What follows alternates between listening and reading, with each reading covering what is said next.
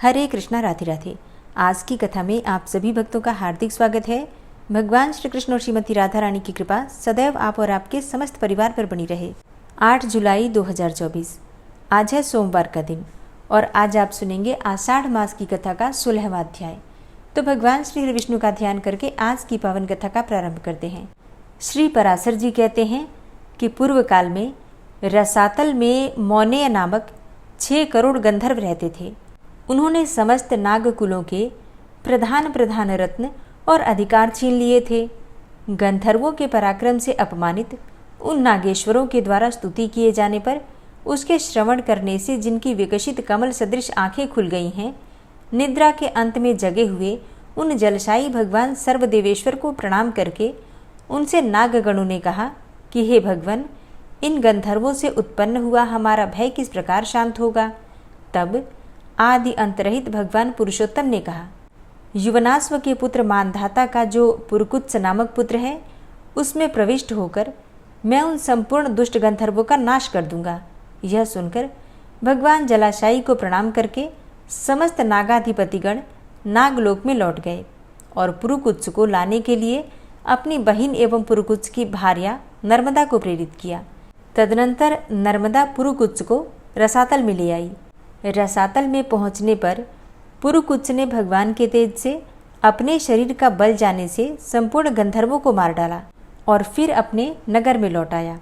उस समय समस्त नागराजों ने नर्मदा को ये वर दिया कि जो कोई भी तेरा स्मरण करते हुए तेरा नाम लेगा, उसको सर्पविष से कोई भय नहीं होगा। इस विषय में यह श्लोक भी है। नर्मदा को प्रातःकाल नमस्कार है और रात्रि काल में भी नर्मदा को नमस्कार है। हे नर्मदे, तुमको बारंबार नमस्कार है। तुम मेरी विष और सर्प से रक्षा करो। इसका उच्चारण करते हुए दिन अथवा रात्रि में किसी भी समय अंधकार में जाने से सर्प नहीं काटता तथा इसका स्मरण करके भोजन करने वाले का खाया हुआ विष भी घातक नहीं होता। पुरुकुत्स को नागपतियों ने यह वर दिया कि तुम्हारी संतान का कभी अंत नहीं होगा। फिर पुरुकुत्स ने नर्मदा से त्रसदस्यु नामक पुत्र उत्पन्न किया। त्रसदस्यु से अनरण्य हुआ, जिसे दिग्विजय के समय रावण ने मारा था। अनरण्य के पृषदश्व, पृषदश्व के हर्यश्व, हर्यश्व के हस्त, हस्त के सुमना और सुमना के त्रिधनवा, त्रिधनवा के त्रय्यारुणी और त्रय्यारुणी के सत्यव्रत नामक पुत्र हुआ, जो पीछे त्रिशंकु कहलाया। वह त्रिशंकु चांडाल हो गया था।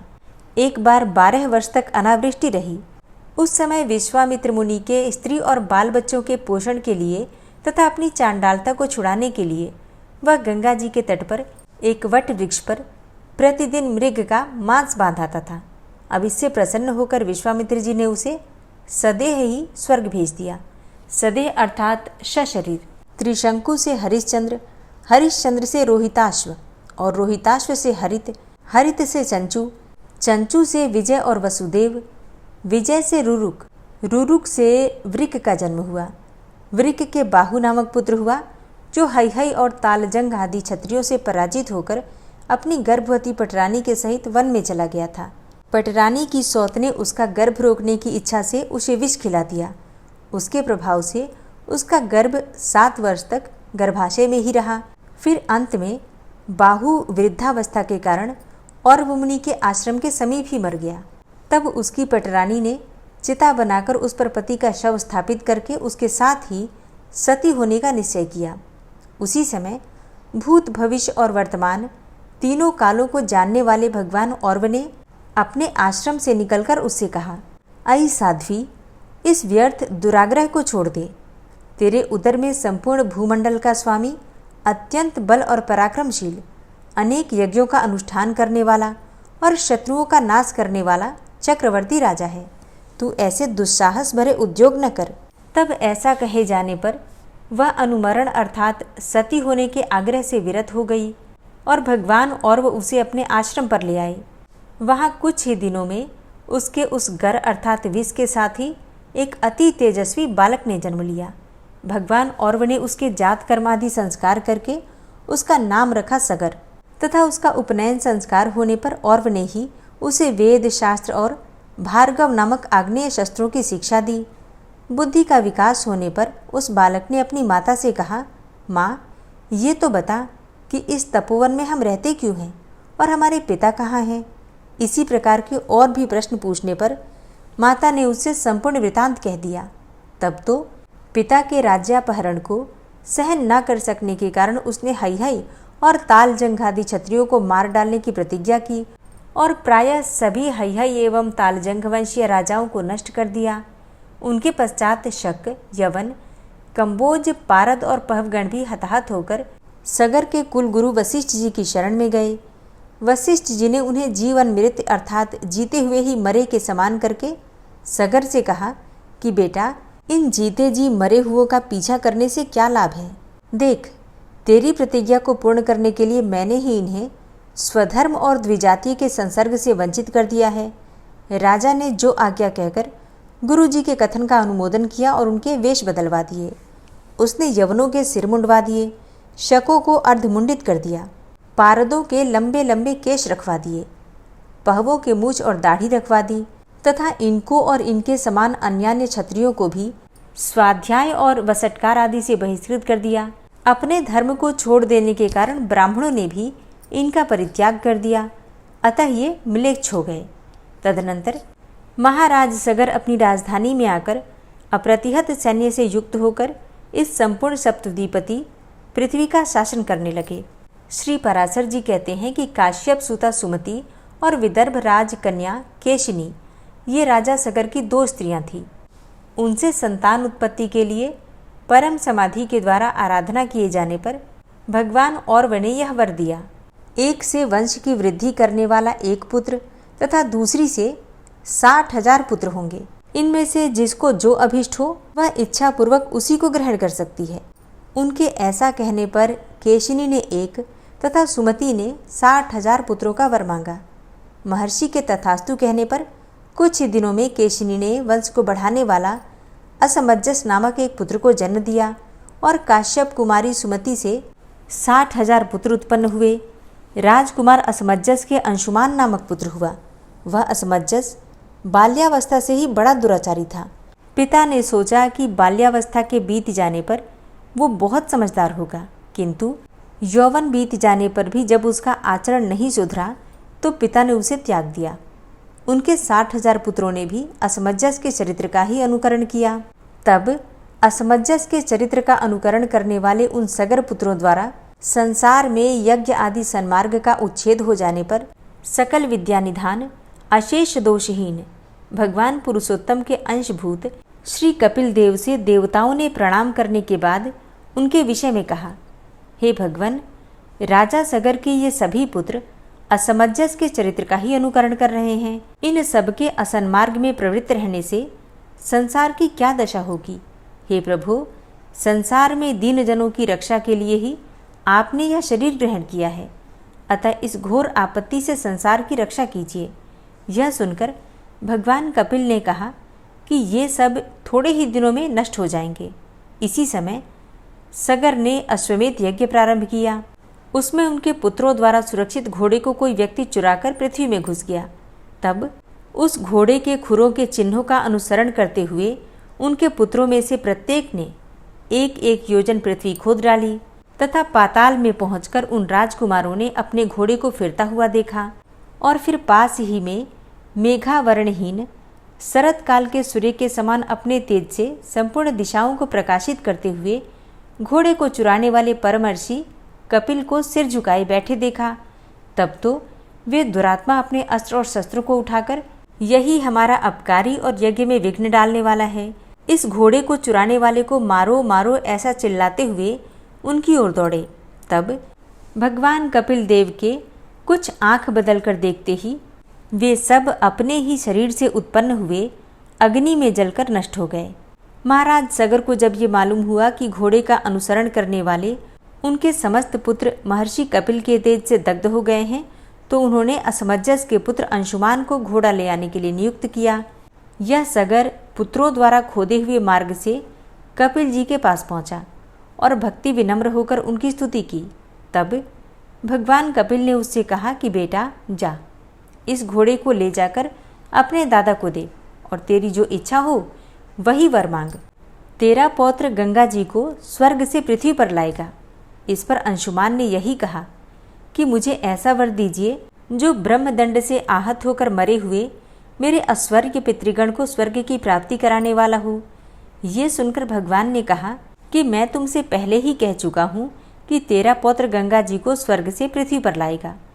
उनके जल से इनकी अस्थियों की भस्म का स्पर्श होते ही ये सब स्वर्ग को चले जाएंगे। भगवान विष्णु के चरण नख से निकले हुए उस जल का ऐसा महात्म्य है कि वह कामना पूर्वक केवल स्नानादि कार्यों में ही उपयोगी हो सो नहीं, अपितु बिना कामना के मृतक पुरुष के अस्थि, चर्म, स्नायु अथवा केश आदि का स्पर्श हो जाने से या उसके शरीर का कोई अंग गिरने से भी वह देहधारी को तुरंत ही स्वर्ग में ले जाता है। भगवान कपिल के ऐसा कहने पर उन्हें प्रणाम करके घोड़े को लेकर अपने पितामह की यज्ञशाला में आया। फिर राजा सगर ने भी घोड़े के मिल जाने पर अपना यज्ञ समाप्त किया और अपने पुत्रों के खोदे हुए सागर को ही अपत्य स्नेह से अपना पुत्र माना। उस अंशुमान के दिलीप नामक पुत्र हुआ और दिलीप के भगीरथ हुआ, जिसने गंगा जी को स्वर्ग से पृथ्वी पर लाकर उसका नाम भागीरथ कर दिया। भगीरथ से सुहोत्र, सुहोत्र से श्रुति, श्रुति से नाभाग, नाभाग से अम्बरीश, अम्बरीश से सिंधद्वीप, सिंधुद्वीप से अयुतायु और अयुतायु से ऋतुपर्ण नामक पुत्र हुआ, जो राजा नल का सहायक और द्युत क्रीड़ा का पारदर्शी था। ऋतुपर्ण का पुत्र सर्वकाम था। उसका सुदास और सुदास का पुत्र सौदास मित्र सा हुआ। एक दिन मृगया के लिए वन में घूमते घूमते उसने 2 व्याघ्र देखे। इन्होंने संपूर्ण वन को मृगहीन कर दिया है। अब ऐसा समझकर उसने उनमें से एक को बाण से मार डाला। मरते समय वह अति भयंकर रूप क्रूर वदन राक्षस हो गया तथा दूसरा भी मैं इसका बदला लूँगा ऐसा कहकर अंतर्ध्यान हो गया। कालांतर में सौदास ने एक यज्ञ किया। यज्ञ समाप्त हो जाने पर जब आचार्य वशिष्ठ बाहर चले गए तब वह राक्षस वशिष्ठ जी का ही रूप बनकर बोला, यज्ञ के पूर्ण होने पर मुझे नर मांस युक्त भोजन कराना चाहिए, अतः तुम ऐसा अन्न तैयार करवाओ, मैं अभी आता हूँ। ऐसा कहकर वो बाहर चला गया। फिर रसोइये का वेश बनाकर राजा की आज्ञा से उसने मनुष्य का मांस पकाकर उसे निवेदन किया। राजा भी उसे सुवर्ण पात्र में रखकर वशिष्ठ जी के आने की प्रतीक्षा करने लगा और उनके आते ही वह मांस निवेदन कर दिया। वशिष्ठ जी ने सोचा कि अहो, इस राजा की कुटिलता तो देखो, जो यह जानबूझकर भी मुझे खाने के लिए मांस देता है। फिर यह जानने के लिए कि यह किसका है वे ध्यानस्थ हो गए। ध्यानस्थ में उन्होंने देखा कि यह तो नर मांस है। तब तो क्रोध के कारण क्षुब्ध चित्त होकर उन्होंने राजा को यह शाप दिया, क्योंकि तूने जानबूझकर भी हमारे जैसे तपस्वियों के लिए यह अत्यंत अभक्ष्य नर मांस मुझे खाने को दिया है, इसलिए तेरी इसी में लोलुपता होगी, अर्थात तू राक्षस हो जाएगा। तदनंतर राजा के कहने पर कि हे भगवान, आप ही ने ऐसी आज्ञा की थी, वशिष्ठ जी ये कहकर ध्यानस्थ हो गए कि क्या मैंने ही ऐसा कहा था। फिर समाधिस्थ हो गए। समाधि द्वारा यथार्थ बात जानकर उन्होंने राजा पर अनुग्रह करते हुए कहा कि तू अधिक दिन तक नर मांस का भोजन नहीं करेगा, केवल 12 वर्ष ही तुझे ऐसा करना होगा। वशिष्ठ जी के ऐसा कहने पर राजा सौदास भी अपनी अंजलि में जल लेकर मुनीश्वर को शाप देने के लिए उद्यत हुआ, किंतु अपनी पत्नी दमयंती द्वारा, हे भगवान, ये हमारे कुलगुरु हैं, इन कुल देवरूप आचार्य को शाप देना उचित नहीं है, ऐसा कहे जाने से शांत हो गया तथा अन्न और मेघ की रक्षा के कारण उस शाप जल को पृथ्वी या फिर आकाश में नहीं फेंका, बल्कि उसने अपने पैरों में ही भिगो लिया। उस क्रोधयुक्त जल से उसके पैर झुलसकर कलमशावर्ण अर्थात चितकबरे हो गए। तभी से उसका नाम कल्पाशपाद हुआ तथा वशिष्ठ जी के शाप के प्रभाव से छठे काल में अर्थात तीसरे दिन के अंतिम भाग में वह राक्षस स्वभाव धारण करके वन में घूमते हुए अनेकों मनुष्यों को खाने लगा। एक दिन उसने एक मुनीश्वर को ऋतुकाल के समय अपनी भार्या से संगम करते देखा।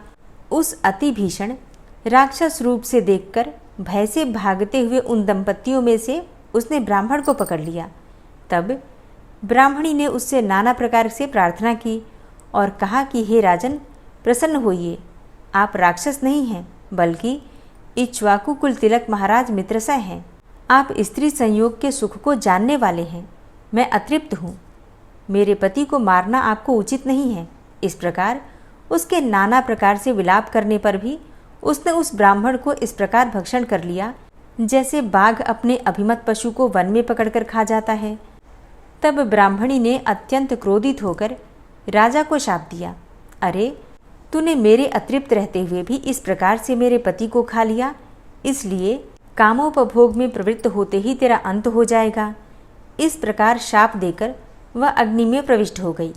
तदनंतर 12 वर्ष के अंत में शाप मुक्त हो जाने पर एक दिन विषय कामना में प्रवृत्त होने पर रानी मदयंती ने उसे ब्राह्मणी के शाप का स्मरण करा दिया। तभी से राजा ने स्त्री संभोग त्याग दिया।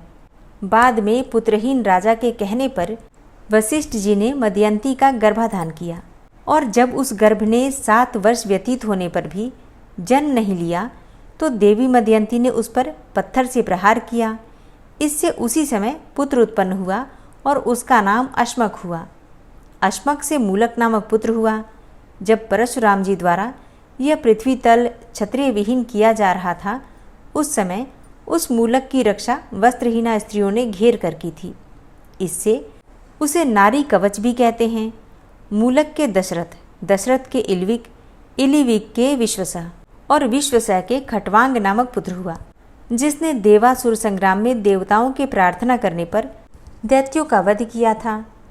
इस प्रकार स्वर्ग में देवताओं का प्रिय करने से उनके द्वारा वर मांगने के लिए प्रेरित किए जाने पर उसने कहा कि यदि मुझे वर ग्रहण करना ही पड़ेगा तो आप लोग मेरी आयु बतलाइए।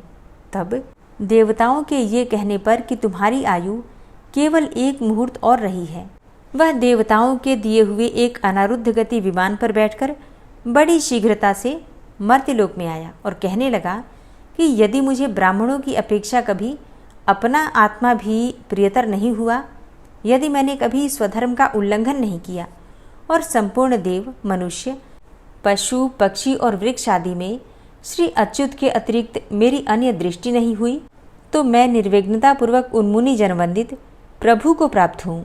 ऐसा कहते हुए राजा खटवांग ने संपूर्ण देवताओं के गुरु, अकथनीय स्वरूप, सत्ता मात्र शरीर परमात्मा भगवान वासुदेव में अपना चित्त लगा दिया और उन्हीं में ही लीन हो गए।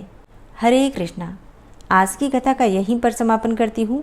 इसके आगे का वृतांत आप कल की कथा में सुनेंगे। कथा पसंद आई हो तो वीडियो को लाइक ज़रूर कीजिए और अगर संभव हो तो वीडियो को शेयर भी किया कीजिए। और हाँ, कमेंट बॉक्स में राधे राधे ज़रूर लिखा कीजिए। और अब आप सुनेंगे श्री नारायण कवच, जिसके सुनने मात्र से भगवान श्री हरि विष्णु की असीम कृपा आपको प्राप्त होगी। श्री नारायण कवच। भगवान श्री हरि गरुड़ जी की पीठ पर अपने चरण कमल रखे हुए हैं। अणिमा आदि 8 सिद्धियां उनकी सेवा कर रही हैं और 8 हाथों में शंख, चक्र, ढाल, तलवार, गदा, बाण, धनुष और पाश अर्थात फंदा धारण किए हुए हैं। वे ही ओंकार स्वरूप प्रभु सब प्रकार से, सब ओर से मेरी रक्षा करें। मत्स्य मूर्ति भगवान जल के भीतर जल तंतुओं से और वरुण के पास से मेरी रक्षा करें। माया से ब्रह्मचारी रूप धारण करने वाले वामन भगवान स्थल पर और विश्वरूप श्री त्रिविक्रम भगवान आकाश में मेरी रक्षा करें। जिनके घोर अट्टहास करने पर सब दिशाएं गूंज उठी थी और दैत्य पत्नियों के गर्भ गिर गए थे, वे दैत्ययुत पतियों के शत्रु भगवान नृसिंह किले, जंगल, रणभूमि आदि विकट स्थानों में मेरी रक्षा करें। अपनी दाढ़ों पर पृथ्वी को उठा लेने वाले यज्ञ मूर्ति वाराह भगवान मार्ग में, परशुराम जी पर्वतों के शिखरों पर और लक्ष्मण जी के सहित भरत के बड़े भाई भगवान रामचंद्र प्रवास के समय मेरी रक्षा करें। भगवान नारायण मारण, मोहन आदि भयंकर अभिचारों और सब प्रकार के प्रमादों से मेरी रक्षा करें। ऋषि श्रेष्ठ नर गर्व से, योगेश्वर भगवान दत्तात्रेय योग के विघ्नों से और त्रिगुणाधिपति भगवान कपिल कर्म बंधन से मेरी रक्षा करें। परम ऋषि सनत कुमार कामदेव से, हयग्रीव भगवान मार्ग में चलते समय देव मूर्तियों को नमस्कार आदि न करने के अपराध से और देवर्षि नारद सेवा अपराधों से और भगवान कच्छप सब प्रकार के नरकों से मेरी रक्षा करें। भगवान धन्वंतरी कुपथ्य से, जितेंद्र भगवान ऋषभदेव सुख दुख आदि भयदायक द्वंद्वों से, यज्ञ भगवान लोकापवाद से और बलराम जी मनुष्यकृत कष्टों से और श्री शेष जी क्रोधवश नामक सर्पों के गणों से मेरी रक्षा करें। भगवान श्री कृष्ण द्वैपायन व्यास जी अज्ञान से तथा बुद्धदेव पाखंडियों से और प्रमाद से मेरी रक्षा करें। धर्म रक्षा करने वाले महान अवतार धारण करने वाले भगवान कल्कि पाप बहुल कलिकाल के दोषों से मेरी रक्षा करें। प्रातःकाल भगवान केशव अपनी गदा लेकर, कुछ दिन चढ़ जाने पर भगवान गोविंद अपनी बांसुरी लेकर, और दोपहर के पहले भगवान नारायण अपनी तीक्ष्ण शक्ति लेकर, और दोपहर को भगवान विष्णु चक्रराज सुदर्शन लेकर मेरी रक्षा करें। तीसरे पहर में भगवान मधुसूदन अपना प्रचंड धनुष लेकर मेरी रक्षा करें, और सायंकाल में ब्रह्मा आदि त्रिमूर्तिधारी माधव, सूर्यास्त के बाद ऋषिकेश, अर्धरात्रि के पूर्व तथा अर्धरात्रि के समय अकेले भगवान पद्मनाभ मेरी रक्षा करें। रात्रि के पिछले प्रहर में श्रीवत्स लांछन श्रीहरि, उषा काल में खड्गधारी भगवान जनार्दन, और सूर्योदय से पूर्व श्री दामोदर, और संपूर्ण संध्याओं में काल मूर्ति भगवान विश्वेश्वर मेरी रक्षा करें। हे सुदर्शन, आपका आकार चक्र रथ के पहिए की तरह है। आपके किनारे का भाग प्रलयकालीन अग्नि के समान अत्यंत तीव्र है। आप भगवान की प्रेरणा से सबोर घूमते रहते हैं। जैसे आग वायु की सहायता से सूखे घास फूस जला डालती है, वैसे ही आप हमारी शत्रु सेना को शीघ्र से जला दीजिए। हे कौमुद की गदा, आपसे छूटने वाली चिंगारियों का स्पर्श वज्र के समान असह्य है। आप भगवान अजित की प्रिया हैं और मैं उनका सेवक हूँ। इसलिए आप कुष्मांड, विनायक, यक्ष, राक्षस, भूत और प्रेत आदि ग्रहों को अभी कुचल डालिए तथा मेरे शत्रुओं को चूर चूर कर दीजिए। हे शंखश्रेष्ठ, आप भगवान श्री कृष्ण के फूंकने से भयंकर शब्द करके मेरे शत्रुओं का दिल दहला दीजिए एवं यातुधान, प्रमथ, प्रेत, मातृका, पिशाच तथा ब्रह्म राक्षस आदि भयावने प्राणियों को यहाँ से तुरंत भगा दीजिए। भगवान की श्रेष्ठ तलवार, आपकी धार बहुत तीक्ष्ण है। आप भगवान की प्रेरणा से मेरे शत्रुओं को छिन्न भिन्न कर दीजिए। भगवान की प्यारी ढाल, आप में सैकड़ों चंद्राकार मंडल है। आप पाप दृष्टि, पापात्मा शत्रुओं की आंखें बंद कर दीजिए और उन्हें सदा के लिए अंधा बना दीजिए। सूर्य आदि ग्रह, धूमकेतु, पुच्छल तारे आदि केतु, दुष्ट मनुष्य, सर्प आदि रेंगने वाले जंतु, दाढ़ों वाले हिंसक पशु, भूत प्रेत आदि तथा पापी प्राणियों से हमें जो भय हो और जो हमारे मंगल के विरोधी हों, वे सभी भगवान के नाम, रूप तथा आयुधों का कीर्तन करने से तत्काल नष्ट हो जाएं। बृहद, रथंतर आदि सामवेदीय स्तोत्रों से जिनकी स्तुति की जाती है, वे वेद मूर्ति भगवान गरुड़ और विश्वक्सेन जी अपने नामोच्चारण के प्रभाव से हमें सब प्रकार की विपत्तियों से बचाएं।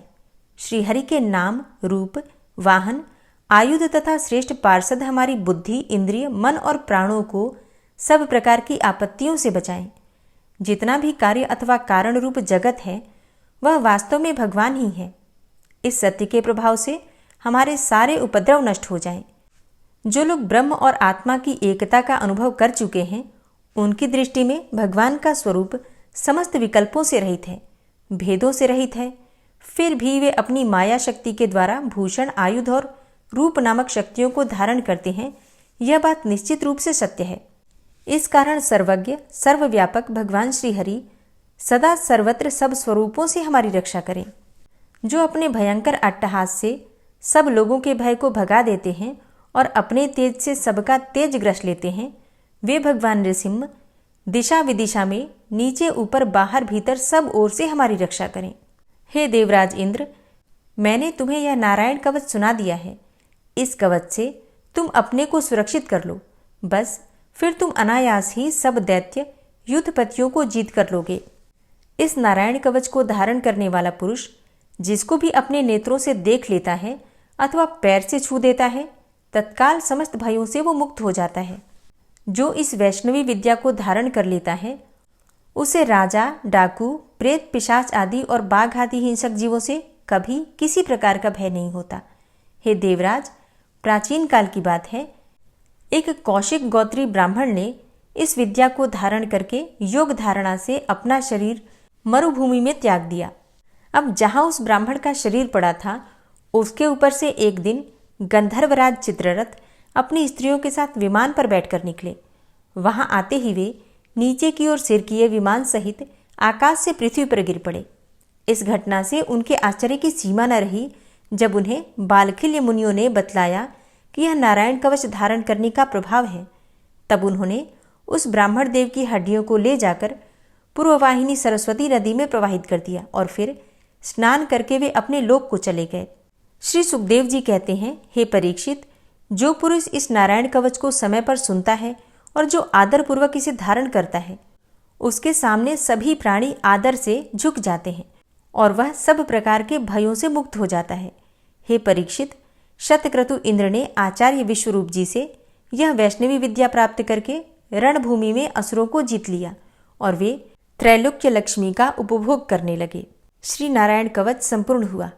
ओम विश्वं विष्णुर्वषट्कारो भूतभव्य भवत्प्रभु भूतकृत भूतभृद्भावो भूतात्मा भूतवाहन भूतात्मा परमात्मा च मुक्तानां परमागति अव्ययः पुरुषः साक्षी क्षेत्रज्ञो अक्षर एव च योगो योगविदां नेता प्रधान पुरुषेश्वरः नारसिंहवपुः श्रीमान् केशवः पुरुषोत्तमः सर्वः शर्वः शिवस्थाणुर्भूतादिर्निधिर्व्ययः संभवो भावनो भर्ता प्रभवः प्रभुरीश्वरः स्वयंभू शंभुरादित्यः पुष्कराक्षो महास्वनः अनादिनिधनो धाता विधाता धातुरुत्तमः अप्रमेयो ऋषिकेश पद्मनाभो अमरप्रभु विश्वकर्मा मनुस्त्वष्टा स्थविष्ठः स्थविरो ध्रुवः अग्राह्यः शाश्वतः कृष्णो लोहिताक्षः प्रतर्दन प्रभूतस्त्रिककुब्धाम पवित्रं मङ्गलं परम् ईशानः प्राणदः प्राणो ज्येष्ठः श्रेष्ठः प्रजापति हिरण्यगर्भो भूगर्भो माधवो मधुसूदनः ईश्वरो विक्रमी धन्वी मेधावी विक्रमः क्रमः अनुत्तमो दुराधर्षः कृतज्ञः कृतिरात्मवान् सुरेशः शरणं शर्म विश्वरेताः प्रजाभवः अह संवत्सरो व्याल प्रत्ययः सर्वदर्शनः अजः सर्वेश्वरः सिद्धः सिद्धे सर्वादिर्च्युतः वृषाकपिर्मेयात्मा सर्वयोगविनिश्रितः वसुर्वसुमनः सत्यः समात्मा संमितः समः अमोघः पुण्डरीकाक्षो वृषकर्मा वृषाकृतिः रुद्रो बहुशिरा बभ्रुर्विश्वयोनिः शुचिश्रवः अमृतः शाश्वतस्थाणुर्वरारोहो महातपः सर्वगः सर्वविद्भानुर्विश्वक्सेनो जनार्दनः वेदो वेदविद्व्यङ्गो वेदाङ्गो वेदवित्कविः लोकाध्यक्षः सुराध्यक्षो धर्माध्यक्षः कृताकृतः चतुरात्मा चतुर्व्यूहश्चतुर्द्रष्टश्चतुर्भुजः भ्राजेष्णुर्भोजनं भोक्ता सहिष्णुर्जगदाति च अनघो विजयोजेता विश्वयोनिः पुनर्वसु उपेन्द्रो वामनः प्रांशुर्मोघः शुचिरुर्जितः अतीन्द्रः सङ्ग्रहः सर्गो धृतात्मा नियमो यमः वेद्यो वैद्यः सदा योगी वीरः माधवो मधुः अतीन्द्रियो महामायो महोत्साहो महाबलः महाबुद्धिर्महावीर्यो महाशक्तिर्महाद्युतिः अनिर्देश्य वपुः श्रीमान् मेयात्मा महाधृतिर् महिश्वासो महीभर्ता श्रीनिवासः सतां गति अनिरुद्ध सुरानन्दो गोविन्दो गोविन्दाम्पति मरीचिर्दमनो हंस सुपर्णो भुजगोत्तम हिरण्यनाभ सुतपा पद्मनाभ प्रजापति अमृत्यु सर्वदिक्सिंह संधाता सन्धिमानस्थिर अजो दूर्मर्षणः शास्ता विश्रुतात्मा सुरारिः गुरुर्गुर्तमो धाम सत्य सत्यपराक्रम निमिषो अनिमिषो श्रग्वी वाचस्पतिरुदारधि अग्रणिर्ग्रामणी श्रीमान् न्यायो नेता समीरण सहस्रमूर्धा विश्वात्मा सहस्राक्षा सहस्रपात् आवर्तनो निवृत्तात्मा संवृतः संप्रमर्दन अह संवर्तको वहनिर्निलोधरणीधरः सुप्रसादः प्रसन्नात्मा विश्वदृग्विशुभुग् विभुः सत्कर्ता सत्कृतः साधु जहर्नुर्नारायणो नरः असंख्येयो अप्रमेयात्मा विशिष्टशिष्टकृच्छुवि सिद्धार्थ सिद्धसङ्कल्प सिद्धिदः सिद्धिसाधनः वृषाहि वृषभो विष्णुर्विष्पर्वा वृषोदरः वर्धनो वर्धमानश्च विविक्तः श्रुतिसागरः सुभुजो दूर्धरो वाग्मी महेन्द्रो वसुदो वसु नैकरूपो बृहद्रूप शिपिविष्टः प्रकाशनः ओजस्तेजो द्युतिधरः प्रकाशात्मा प्रतापनः रिद्धस्पष्टाक्षरो मन्त्रश्चन्द्रांशुर्भास्करदुतिः अमृतांशुद्भवो भानु शशबिन्दुः सुरेश्वरः औषधं जगतः सेतु सत्यधर्मपराक्रमः भूतभव्य भवन्नाथ पवनः पावनो नलः कामः कामकृत्कान्तः कामः कामप्रदः प्रभुः युगादिकृद्युगावर्तो नैकमायो महाशनः अदृश्यो व्यक्तरूपश्च सहस्रजित् अनन्तजित् इष्टो अविशिष्ट शिष्टेष्ट शिखण्डी नहुसो वृष क्रोधः क्रोधकृत्कर्ता विश्वबाहुर्महीधरः अच्युतः प्रतितः प्राणः प्राणदो वासवानुजः अपां निधिर्धिष्ठानं प्रमत्तः प्रतिष्ठितः स्कन्दः स्कन्दधरो धूर्यो वरदो वायुवाहनः वासुदेवो बृहद्भानुरादिदेवः पुरन्दरः अशोकस्तारणस्तारः शूरः सौरिर्जनेश्वरः अनुकूलः शतावर्त पद्मी पद्मनिभेक्षणः पद्मनाभो अरविन्दाक्ष पद्मगर्भ शरीरभृत् महर्धिरिद्धो वृद्धात्मा महाक्षो गरुडाध्वजः अतुलः शरभो भीमो समयज्ञो हविर्हरि सर्वलक्षणलक्षण्यो लक्ष्मीवान् समितिञ्जयः वीक्षरो रोहितो मार्गो हेतुर्दामोदरः सह महीधरो महाभागो वेगवान् मिताशनः उद्भवः क्षोभणो देवः श्रीगर्भः परमेश्वरः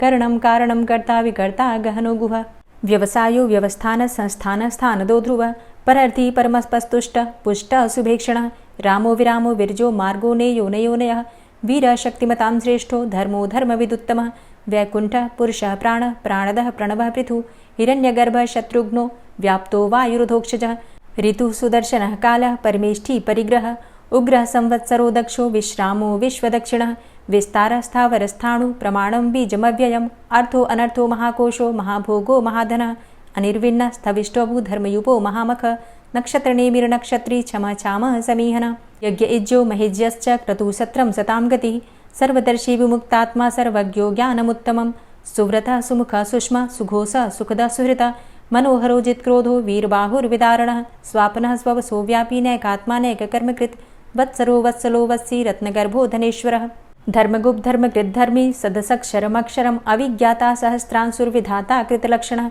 गभस्तिनेमिः सत्त्वस्थः सिंहो भूतमहेश्वरः आदिदेवो महादेवो देवेशो देवभृद्गुरुः उत्तरो गोपतिर्गोप्ता ज्ञानगम्यः पुरातनः शरीरभूतभृद्भोक्ता कपीन्द्रो भूरि दक्षिणः सोमभो अमृतपः सोमः पुरुजित पुरुषोत्तमः विनियोजय सत्यसन्धो दाशाः सात्वतां पतिः जीवो विनयिता साक्षी मुकुन्दो अमितविक्रमः अम्भो निद्रणन्तात्मा महोदधीशयोऽन्तकः अजोमहारः स्वाभाव्यो जितामित्रः प्रमोदनः आनन्दो नन्दनो नन्दः सत्यधर्मा त्रिविक्रमः महर्षि कपिलाचार्यः कृतज्ञो मेदिनीपतिः त्रिपदस्त्रिदशाध्यक्षो महाशृङ्गः कृतान्तकृत् महावराहो गोविन्दः सुखेणः कनकाङ्गदी गुह्यो गभीरो गहनो गुप्तश्चक्रगदाधरः वेधा स्वाङ्गो अजितः कृष्णो दृढः सङ्कर्षणोच्युतः वरुणो वारुणो वृक्षः पुष्कराक्षो महामनाः भगवान् भगानन्दी वनमाली हलायुधः आदित्यो ज्योतिरादित्यः सहिष्णुर्गतिसत्तमः सुधन्वा खण्डपरशुर्दारुणो द्रविडप्रदः दिविस्त्रिक्सर्वदृग्व्यासो वाचस्पतिर्योनिजः त्रिसामा सामगः साम निर्वाणं भेषजम्भिषक् सन्न्यासकृच्छमः शान्तो निष्ठा शान्तिः परायणं शुभाङ्गः शान्तिदस्रष्टा कुमुदः कुवलेशय गोहितो गोपतिर्गोप्ता वृषभाक्षो वृषप्रियः अनिवर्ति निवृतात्मा संक्षेप्ता चेमकृच्छिवः श्रीवत्सवक्षा श्रीवास श्रीपति श्रीमतांबर श्रीद श्रीश श्रीनिवास श्रीनिधि श्रीविभावन श्रीधर श्रीकर श्रेय श्रीमान लोकत्रयाश्रय स्वक्ष स्वंग शतानंदो नंदिर्ज्योतिर्गणेश्वर विजितात्मा विधेयात्मा सत्कीर्तिश्छिन्न संशय उदीर्ण सर्वतक्षसुर निश शाश्वत स्थिर भूषयो भूषणो भूतिर्विशोकः शोकनाशन अर्चिष्मानर्चितः कुंभो विशुद्धात्मा विशोधन अनिरुद्धो अप्रतिरथ प्रद्युम्नो अमित विक्रमः कालिनेमि निहावीर शौरी सूर्जनेश्वर त्रिलोकात्मा त्रिलोकेशः केशवः केशिहारी कामदेवः कामपालः कामीकान्तः कृतागमः अनिर्देशव पुर्विष्णोर्वीरो अनन्तो धनञ्जयः ब्रह्मण्यो ब्रह्मकृद्ब्रह्मा ब्रह्म ब्रह्म विवर्धन ब्रह्मविद् ब्राह्मणे ब्रह्मी ब्रह्मज्ञो ब्राह्मणप्रियः महाक्रमो महाकर्मा महातेजा महोरगः महाक्रतुर्महायज्वा महायज्ञो महाहवि स्तव्यः स्तव प्रियः स्तोत्रं स्तुतिस्तोतारणप्रियः पूर्णः पुरैता पुण्यः पुण्यकीर्तिर्नामयः मनोजवस्तीर्थकरो वसुरेता वसुप्रदः वसुप्रदो वासुदेव वसुर्वसुमनाहवि सद्गतिः सत्कीर्तिः सत्ता सद्भूतिः सत्परायणः शूरसेनो यदुश्रेष्ठः सन्निवासः सुयामुनः भूतावासो वासुदेवः सर्वासु निलयोऽनलः दर्पः दर्पदो दृप्तो दूर्धरोऽथा पराजितः विश्वमूर्तिर्महामूर्तिर्दीप्तमूर्तिर्मूर्तिमान् अनेकमूर्तिरव्यक्तः शतमूर्तिः शताननः एको नैकः सवकः किं यत्तत्पदमनुत्तमं लोकबन्धुर्लोकनाथो माधवो भक्तवत्सलः सुवर्णवर्णो हेमाङ्गो वराङ्गश्चन्दनाङ्गदी वीरः विषमः शून्यो घृताशीरचलश्चलः अमानीमानदो मान्यो लोकस्वामी त्रिलोकदृक् सुमेधा मेधजो धन्यः सत्यमेधाधराधरः तेजोवृषः द्वितिधरः सर्वशस्त्रभृताम्बरः प्रग्रहो निग्रहो व्यग्रो नैकशृङ्गो गदाग्रजः चतुर्मूर्तिश्चतुर्बाहुश्चतुर्व्यूहश्चतुर्गति चतुरात्मा चतुर्भावश्चतुर्वेदविदेकपात् समावर्तो अनुवृतात्मा दुर्जयो दुरतिक्रम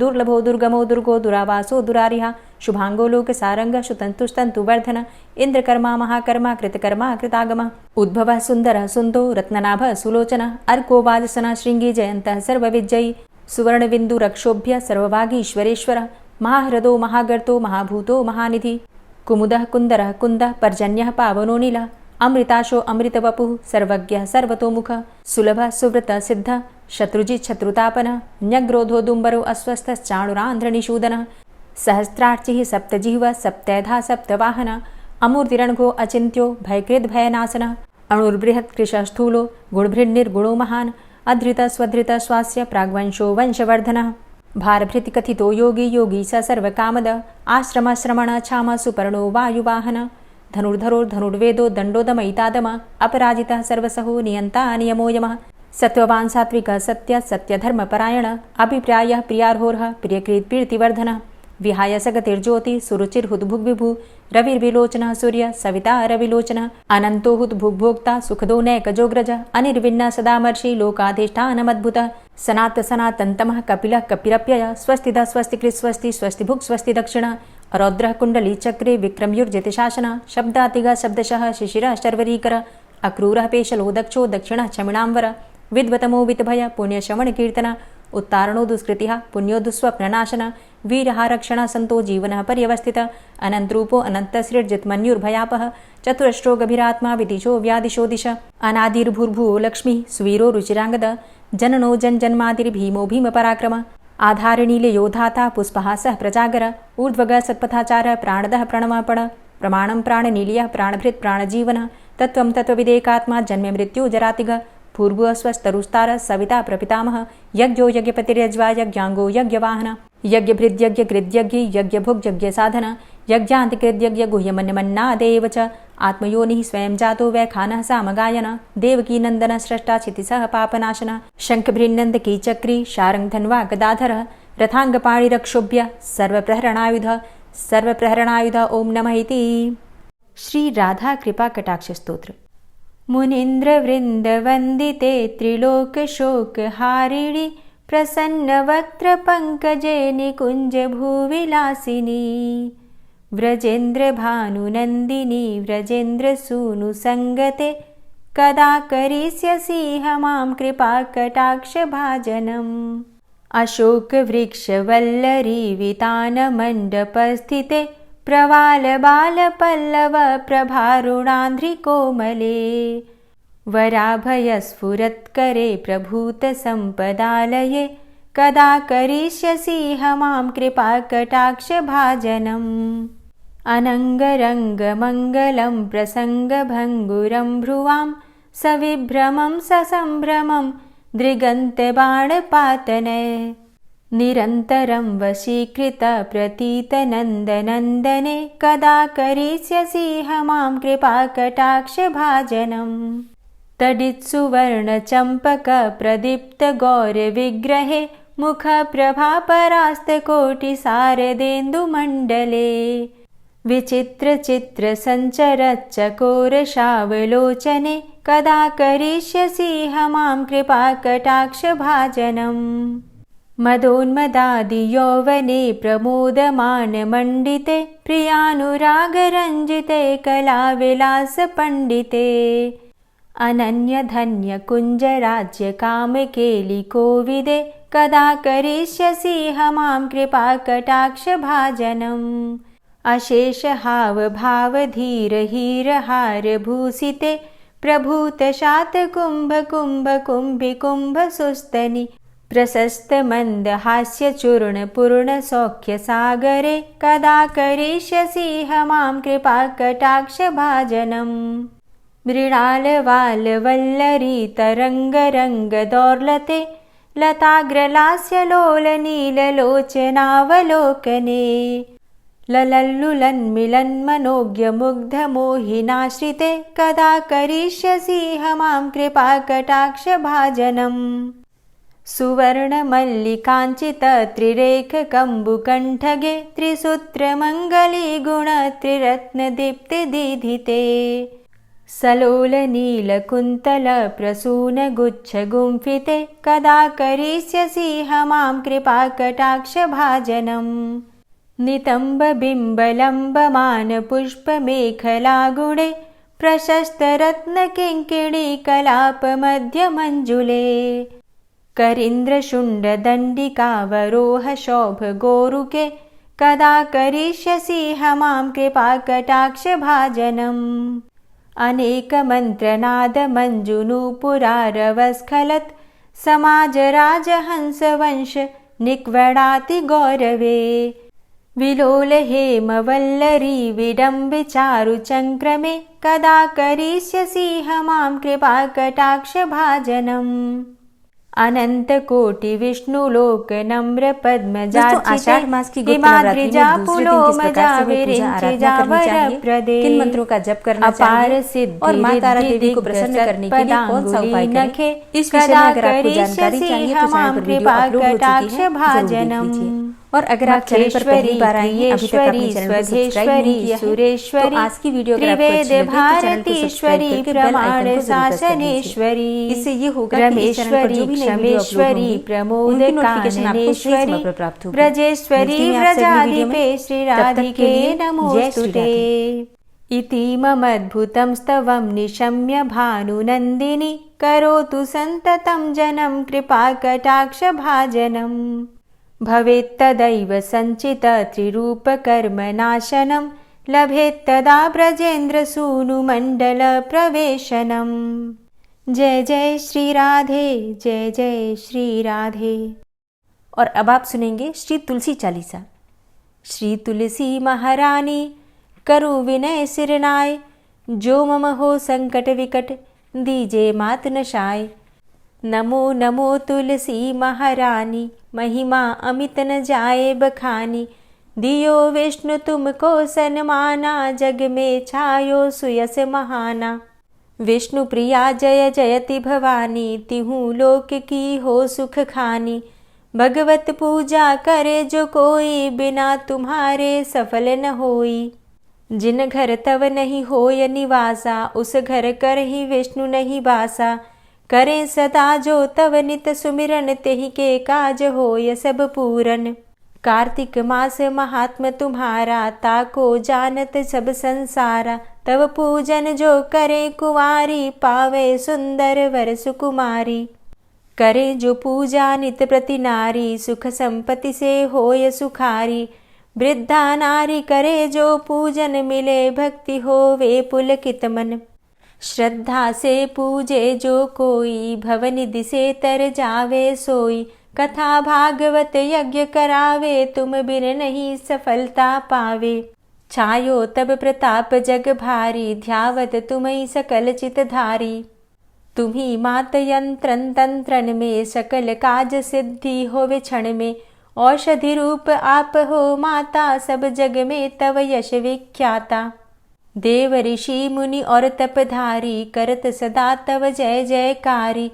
वेद पुराणन तव यश गाया, महिमा अगम पार नहीं पाया। नमो नमो जय जय सुख कारणि, नमो नमो जय दुख निवारणी। नमो नमो सुख संपत्ति देनी, नमो नमो अघ काटन चेनी। नमो नमो भक्तन दुख हरणी, नमो नमो दुष्टन मद छेनी। नमो नमो भव पार उतारणी, नमो नमो परलोक सुधारणी। नमो नमो निज भक्त उबारणी, नमो नमो जन काज सवारणी। नमो नमो जय कुमति नशावनी, नमो नमो सब सुख उपजावनी। जयति जयति जय तुलसी माई, ध्याऊं तुमको शीश नवाई। निज जन जानी मोहि अपनाओ, बिगड़े कारज आप बनाओ। करूं विनय मैं मात तुम्हारी, पूर्ण आशा करहु हमारी। शरण चरण कर जोरी मनाऊं, निश दिन तेरे ही गुण गाऊं। करहु मात अब मोह पर दाया, निर्मल होए सकल मम काया। मांगू मातु यही बर दीजे, सकल मनोरथ पूर्ण कीजे। जानू नहीं कछु नेम आचारा, क्षमहु मातु अपराध हमारा। 12 मास करे जो पूजा, तासम जग में और नहीं दूजा। प्रथम ही गंगा जल मंगवावे, फिर सुंदर स्नान करावे। चंदन अक्षत पुष्प चढ़ावे, धूप दीप नैवेद्य लगावे। करें आचमन गंगा जल से, ध्यान करे हृदय निर्मल से। पाठ करे फिर चालीसा की, स्तुति करे मात तुलसा की। यह विधि पूजा करे हमेशा, ताके तन नहीं रहे कलेशा। करे मास कार्तिक का साधन, सोवे नित पवित्र हुई जाहि। है यह कथा महासुखदाई, पढ़े सुने सो भव तर जाई। यह श्री तुलसी चालीसा, पाठ करे जो कोय। गोविंद सो फल पावही, जो मन इच्छा होय। तुलसी चालीसा संपूर्ण। और अब आप सुनेंगे तुलसी महारानी की आरती। तुलसी महारानी नमो नमो, हरि की पटरानी नमो नमो। तुलसी महारानी नमो नमो, हरि की पटरानी नमो नमो। धन्य तुलसी पूरण तप कीनो, धन्य तुलसी पूरण तप कीनो, शालिग्राम की बनी पटरानी नमो नमो। तुलसी महारानी नमो नमो, हरि की पटरानी नमो नमो। जाके पत्र मंजरी कोमल, जाके पत्र मंजरी कोमल, श्रीपति कमल चरण लपटानी नमो नमो, हरि की पटरानी नमो नमो। तुलसी महारानी नमो नमो। धूप दीप नैवेद्य आरती, धूप दीप नैवेद्य आरती, पुष्पन की वर्षा बरसानी नमो नमो, हरि की पटरानी नमो नमो। तुलसा महारानी नमो नमो। 56 भोग 36 व्यंजन, 56 भोग 36 व्यंजन, बिन तुलसा हरि एक न मानी नमो नमो। तुलसी महारानी नमो नमो, हरि की पटरानी नमो नमो। सभी सखी मैया तेरो यश गावे, सभी सखी मैया तेरो यश गावे, भक्ति दान दीजे महारानी नमो नमो। तुलसा महारानी नमो नमो, हरि की पटरानी नमो नमो। नमो नमो तुलसा महारानी, नमो नमो तुलसी महारानी। तुलसी महारानी नमो नमो, हरि की पटरानी नमो नमो। तुलसी महारानी नमो नमो, हरि की पटरानी नमो नमो। प्रेम से बोलिए तुलसी मैया की जय। आषाढ़ गुप्त नवरात्रि और सावन मास से संबंधित संपूर्ण जानकारी की वीडियो चैनल पर अपलोड हो चुकी है। आप चाहें तो उसे देख सकते हैं।